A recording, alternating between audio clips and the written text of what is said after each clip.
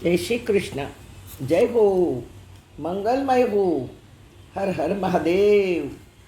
મહેરબાની કરીને પ્રસિદ્ધિ પામવા મનગળંત વાતો મૂકી ધર્મ વિરુદ્ધ ગીતાના નામે, ભગવાન કૃષ્ણના નામે પ્રચાર કરનારથી ચેતો.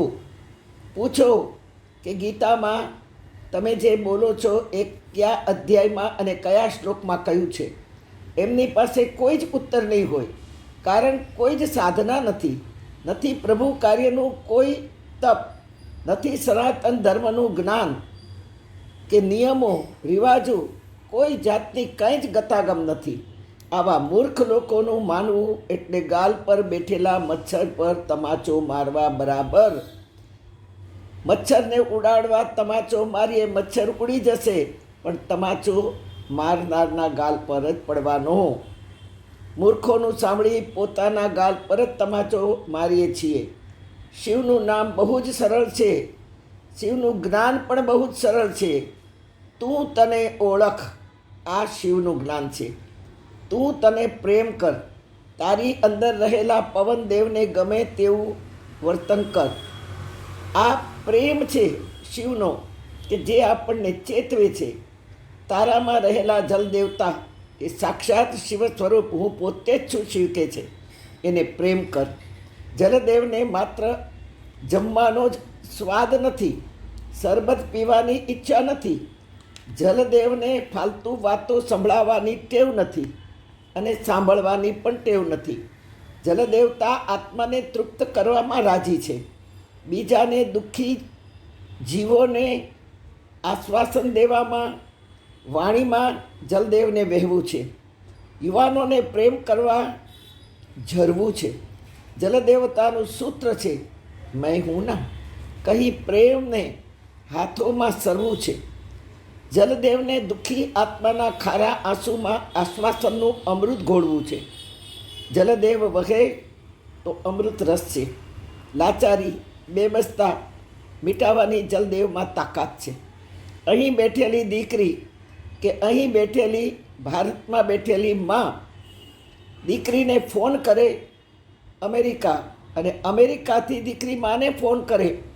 જલની તાકાતથી એકબીજાને આશ્વાસન આપી શકે, એકબીજાને પ્રેમ કરી શકે, આત્મવિશ્વાસ ઊભો કરી શકે.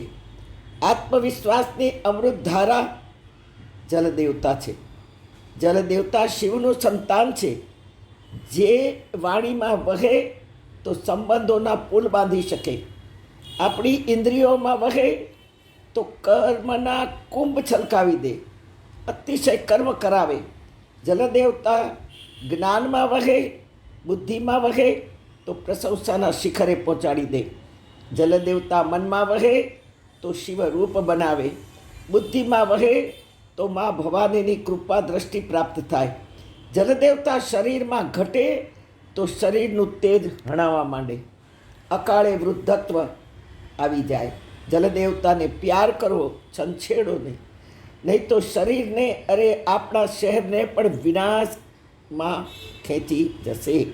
આવો પ્રાર્થના કરીએ, શિવને પ્રાર્થના કરીએ. આવો.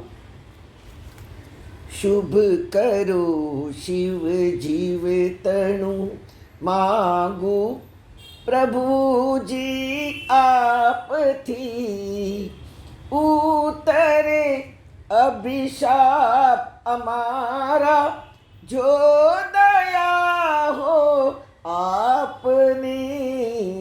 રામ રાઘવ શ્યામ સુંદર, નમઃ શિવાય કૃપાનિધિ, નમઃ શિવાય કૃપાનિધિ. પાપ તાપ ટળે જીવનના, જો સ્મરી લે પ્યારથી. રામ રાઘવ શ્યામ સુંદર, નમઃ શિવાય કૃપાનિધિ, નમઃ શિવાય કૃપાનિધિ. રામ રાઘવ શ્યામ સુંદર. પ્રત્યેક દેવને પ્રાર્થના કરવાની, નમવાની, ભજવાની, પૂજા કરવાની રીતો અલગ છે. રામ શાંતિ માગી, રામ પાસે, કૃષ્ણ પાસે આનંદ માગી અને શિવ પાસે જ્ઞાન માગી. જય હો.